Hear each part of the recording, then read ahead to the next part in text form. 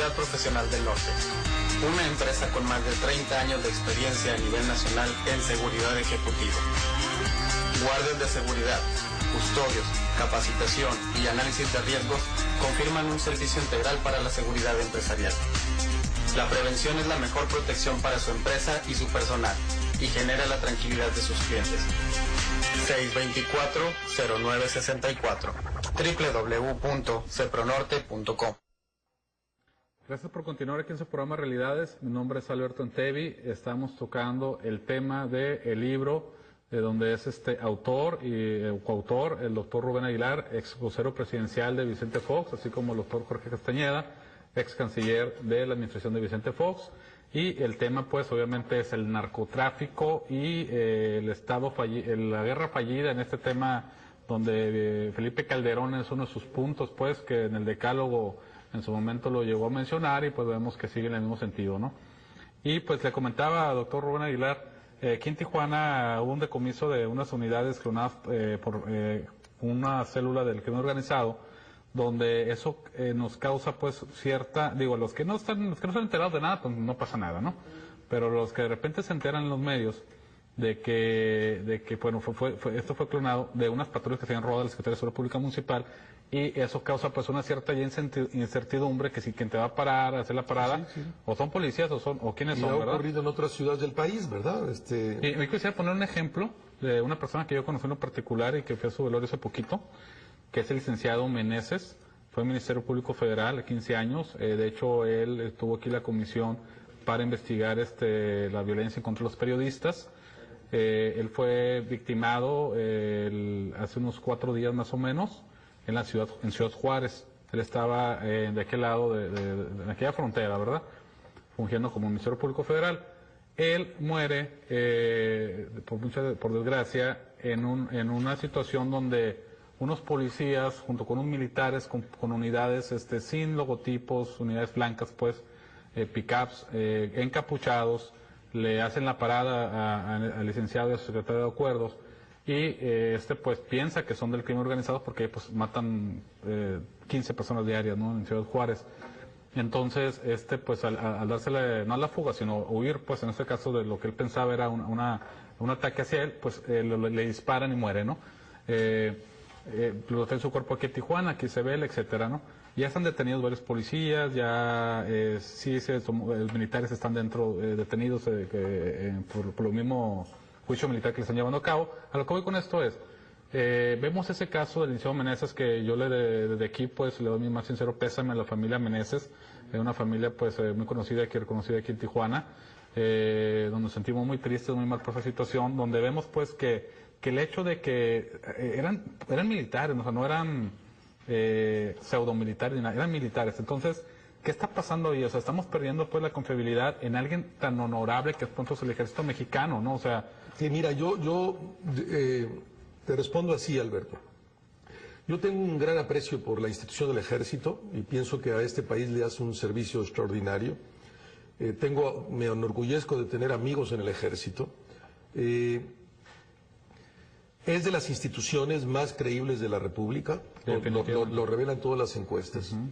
Pero es cierto, si tú pones al ejército a hacer tareas de policía y lo pones en la línea de fuego, las posibilidades de desgaste, las posibilidades de errores son muy, muy grandes, de errores humanos son muy grandes. El ejército está entrenado para otras tareas, no debería de hacer estas tareas de policía, como lo mencionaba Jorge al principio. Necesitamos una policía nacional única. Es cierto que probablemente ninguna institución del Estado mexicano tiene tal consistencia y fuerza como el propio ejército, y que en razón de esta estrategia que diseñó el presidente Calderón y en su condición de comandante en jefe de las Fuerzas Armadas, pues lanza el ejército a la calle. Pero el ejército no debería de estar en la calle, no debería de estar haciendo estas tareas, no le corresponden, y se presta a estas posibilidades que tú mismo dices, por algún error humano, por por la dinámica misma, o sea, el estatuto te indicaría que si alguien no se para a un retén, pues lo que tienes que hacer es disparar, lo que sería erróneo es no disparar, ¿verdad? Lo que no se admitiría, pero en todo caso, y con la lamentable hecho que tú mencionas, no debería de estar el ejército haciendo eso, y en todo caso debería de ser en un periodo, si fuera el caso, muy corto, en sustitución de la capacidad de las fuerzas policíacas, pero no puede ser la solución ni de mediano ni de largo plazo. La única solución es que el ejército vuelva a los cuarteles, que haga las tareas sustantivas que le señala la Constitución y que la policía haga su tarea. Y en razón de eso retomaría el inicio de la conversación cuando Jorge decía, en la vida de los hechos, ni las policías estatales ni las policías municipales del país, dado las condiciones, van a estar a la altura de lo que se requiere. Y por eso necesitamos una policía nacional única y probablemente en el marco de un código penal único que se construya con el consenso de los gobernadores que representan a las soberanías particulares de sus estados, pero que en el marco de una nueva realidad es una institución que requiere la democracia. Antes de la democracia, vamos a hablar de julio de 2000, la estructura centralizada del poder mantenía el control también sobre los gobernadores y en razón de eso sobre sus estructuras policíacas. Y podría desde el ámbito central actuar como una sola entidad. La democracia trae como resultado que hace de verdad real el federalismo. Cada gobernador es dueño ahora de su propio espacio que ha sido ganado por la vía de los votos, lo es cada presidente municipal y en razón de repente aparecen 2.500 policías que antes no nos dábamos cuenta que existían porque había un poder central.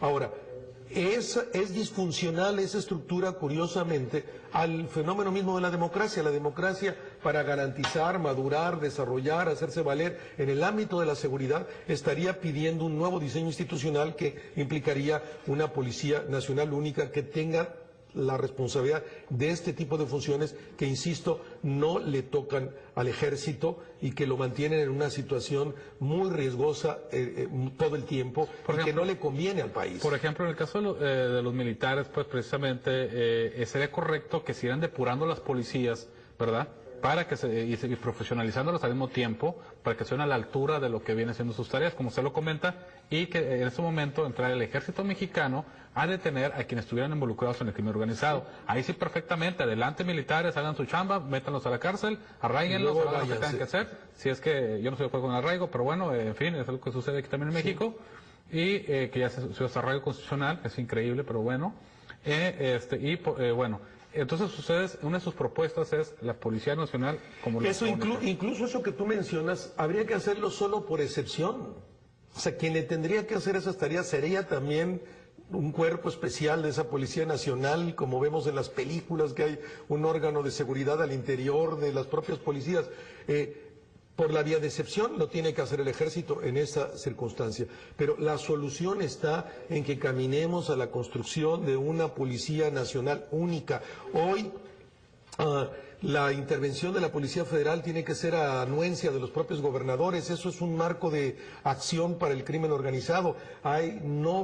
Los estados y los municipios de este país no van a tener por sí mismos la capacidad de enfrentarlo. Tenemos 470,000 policías municipales, hoy 20,000 federales que intervienen a petición de los gobiernos estatales. Necesitamos invertir los números, o sea, necesitamos que esos 470,000 sea la Policía Nacional. Para que le quede claro a la gente, doctor Rubén, es decir, el gobernador del estado, ¿no?, de cada estado, de cada entidad, ¿depende de ellos que entre la Policía Federal y los militares del estado? ¿Depende de ellos o depende de Felipe Calderón? No, depende básicamente